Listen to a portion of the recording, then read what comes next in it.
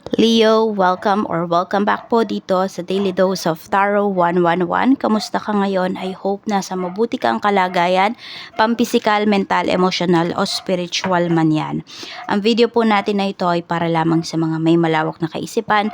Kaya kung hindi po kayo makaresonate, try nyong panoorin yung inyong other signs, Moon, Rising, and Venus. Lalo na yung karamihan sa inyo, mas nagfo-focus lang kayo sa sun sign ninyo. At marami nga din sa inyo, hindi kayo makaresonate. So yun po, tignan nyo po yung ibang signs ninyo. At kung bago lamang po kayo dito sa aking channel, please subscribe and hit the bell button para lagi po kayong updated every time na meron tayong uploads. Kung nais mo namang magpa-private reading, magpa-ritual, mag-avail ng ating Yar's bracelet at ng ating EEA, makikita mo yung link sa description box or sa comment section. So, mas maganda rin na po talaga ngayon na link yung link na nandiyan sa ating yung pindutin ninyo, yung i-click ninyo. Why? Kasi may nanggagaya sa atin. Kaya lang madali namang ma-distinguish kung sino ba yung legit at hindi. Kasi tayo ay Facebook page. So tignan nyo lang kung Facebook page ba yung, 'di ba, yung i-message ninyo or Facebook account. Pag Facebook account, hindi tayo yon yung kailangan nyo pang i-add or something, basta Facebook page tayo at nasa 30,000 or I don't know 31 na yata yung ating yung ating followers. Naka-indicate din dun yung number na ginagamit ko. And please lang po, huwag na kayong mag-call or mag-text. Direct na po kayo sa ating Facebook page. Kasi doon lang ako mag-entertain ng mga clients. Okay? At kung di po kayo mag-skip ng ads, maraming salamat po. Mag-comment na rin kayo dyan sa ating comment section para malaman ko sino ba yung mga Leo na active dito sa aking channel. So, we have autocracy. Ayan po. Okay, so looks like, parang big boss. Diba? Parang ganyan yung energy. So, I don't know kung yan ba yung napapakita mo na energy towards sa mga tao na nakakasalamuha mo ngayon. Tingnan natin. Energy, spirit guide. We have 4 of cups.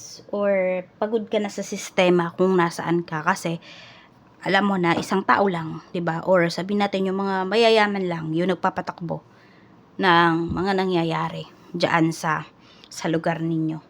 Paulit-ulit lang siya, walang movement.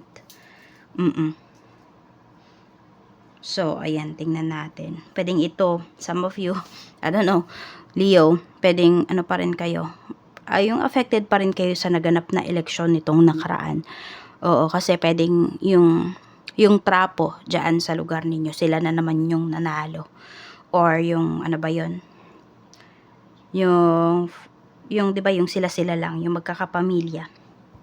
Oo, political dynasty. 'Di ba? Sila pa rin. So parang alam mo yun, napapagod ka na.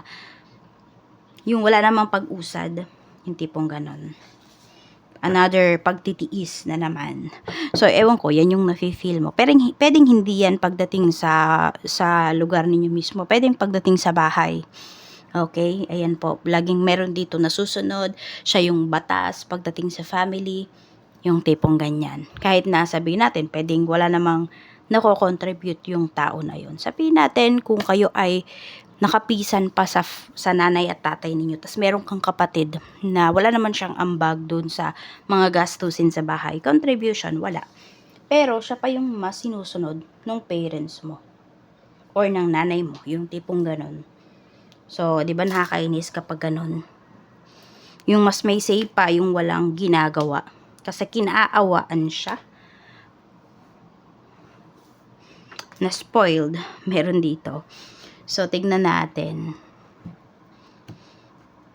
So, yun lang. Siguro napapaisip ka kung dapat ka na bang umalis dito. Kasi, yes, yung iba sa inyo, baka may trabaho na po kayo, kaya nyo nang bumukod. So, bukod na kayo kung ganito yung nangyayari sa bahay. Kaperahan naman, tignan natin. We have King of Wands. This is your energy in terms of your money. Ayan, we have 3 of Swords. Pagdating sa kaperahan. medyo may mali talaga kayo ditong ginagawa. Baka nagpapaabuso kayo in terms of your money. Oo. Kasi nga, di ba, sabi ko nga, pwedeng may favoritism yung, ano mo, yung nanay mo. So, ikaw ba ang laging tumutulong dito pero hindi na-appreciate? Leo, pwedeng ganyan yung nafe-feel ninyo. Yan yung nafe-feel mo. Tapos, nakikita ko rin dito, pwedeng may mga binabayaran po kayong utang hanggang ngayon. So, pwedeng dun sa utang na yon hindi kayo napagbigyan dun sa payment method na hinihiling po ninyo. Kasi pwedeng, ano kayo ngayon medyo gipit po kayo. Ace of Cups. Pero meron dito pinapakita, malapit nyo nang mabayaran yung utang nyo. And ito talaga yung pinupurso mo na matapos na yung mga obligasyon mo na to.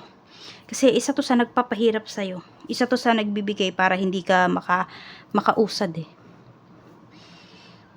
Sa career naman, okay, 6 of Wands, maraming nag-aabang dito na magkaroon ka ng trabaho. So, kakagraduate lang ba nung iba sa inyo? Pero ayan, 6 of Wands. Marami ditong excited na magkaroon ka ng work. Alam mo yung maraming mata ang nakatingin sa'yo rito. Kaya, ano ka lang, kumilos ka lang ng tahimik. Kasi pwedeng maraming ang mata, madaming nag-i-evil eye sa'yo. Or maraming mag-i-evil eye sa'yo rito. Ayan, 4 of Pentacles. Some of you naman po, pwedeng secure na kayo. Ganun yung feeling mo pagdating sa trabaho mo. Feeling secure ka na. And for some of you, pwedeng may masisecure talaga kayo na job dito. Ayan, we have the High Priestess. Maging maingat lang daw po talaga kayo. Maging mysterious kayo. No, dapat maging mystery kayo towards other people. Hindi nila dapat malaman ano ba yung trabaho mo or saan ka nagtatrabaho. Sino yung mga katrabaho mo? Mag-iingat po kayo. Oo.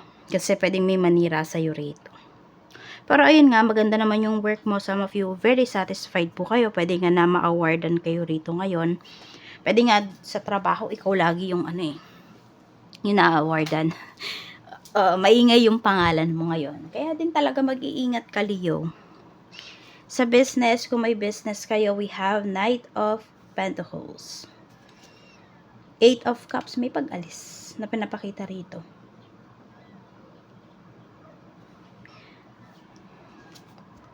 We have the Lovers. Okay, pwedeng merong problem na nangyayari dito sa inyong negosyo. Pwedeng hindi na kayo magkasundo ng business partner mo.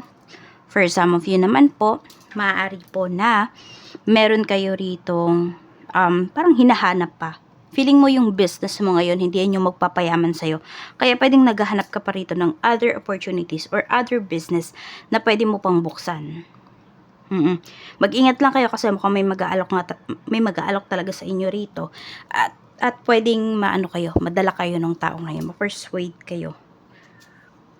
Page of Wands, yung iba sa inyo kulang lang kayo dito sa pag-aasikaso dito sa inyong negosyo. Ayan madami pa daw tong perang ibibigay sa inyo. May stability pa nga na pinapakita dito. There's sense of security. So, huwag kayo agad-agad mag-give up. I don't know kung gusto nyo ba talaga yung negosyo na meron kayo ngayon or sunod lang kayo sa uso. Kaya nga mahirap pag sunod lang sa uso yung business ninyo Kasi hindi nyo talaga yan pag nakikita nyo talaga na walang nangyayari, wala pang nangyayari, talagang tatamarin po kayo. Either ipapasa nyo yun sa iba, ibebenta nyo na. Yun, baka meron dito, nagbebenta na kayo ng business. Pinapasalo nyo na siya sa iba. Pero ayan malaki pa daw ang kikitain ninyo rito. Tinitignan na kasi na parang nagiging negative yung mindset niyo towards that business. Kaya parang gusto niyo nang iwan. Feeling mo may iba pang negosyo na magpapayaman sa'yo. So, think it through. Timbangin mong mabuti yan. Sa love life naman, Queen of Cups.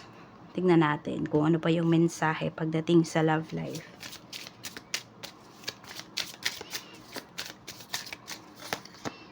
We have revenge.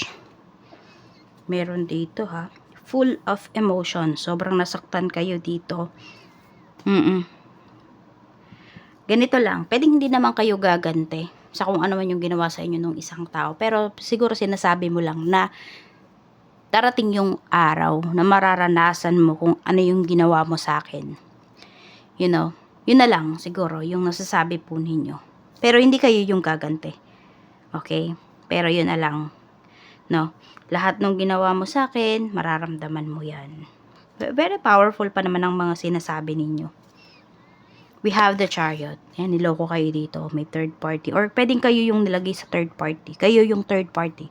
Merong ganong energy rito. Ayan o, dalawa nga kayo. So, pwedeng wala ka ng katahimikan towards this relationship. Kaya, ganun na lang yung sinasabi mo. No? Kung wala ka ng peace of mind, sabihin natin, yan, mararamdaman din yan ng person mo soon. Oo. So, ganun lang. Pero hindi ka naman gaganti. Check natin ang health mo. Kamusta naman?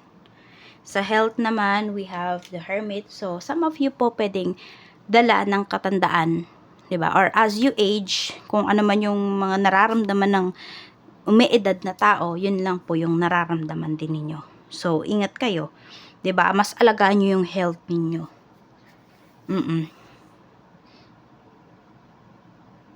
Meron dito, lumalabo yung mata. So, tignan ninyo, baka mataas yung sugar po ninyo. Oo. Basta, paglabo ng mata yung nakikita ko rito. Check natin, ano ba yung dapat mong iwasan ngayon. Knight of Cups. Iwasan mo na i-please yung mga tao. Sino yung mga tao na yan? Yung kapatid mo na walang trabaho. Yung parents mo na ang laging nakikita, sinusuportahan yung kapatid mo na walang trabaho. So, iwasan mo daw sila. Kasi, ida-drag down ka ng mga tao na yan. Sila yung hihila sa'yo pababa. Kaya, tingnan mo. Yung iba sa inyo, medyo matagal-tagal na kayong nagtatrabaho, pero wala pa rin kayong naiipon. Dapat mong pagtuunan ng pansin, your work, your goals. Yung sarili mo daw po. Yung mga bagay na magpapasaya sa'yo. Kaya kung may negosyo kayo rito, na hindi naman na, ay stress na yung binibigay sa inyo, baka nga i-give up nyo na yan kasi hindi nyo naman talaga gusto yan. Kumikita lang yan before kasi uso yan. Okay, your lucky color, pink and white. At ang lucky number nyo naman po ay 28, 26, 3, 45, 29, and 39. Ayan po. Maraming salamat, Leo. Mag-iingat ka and more blessings to come.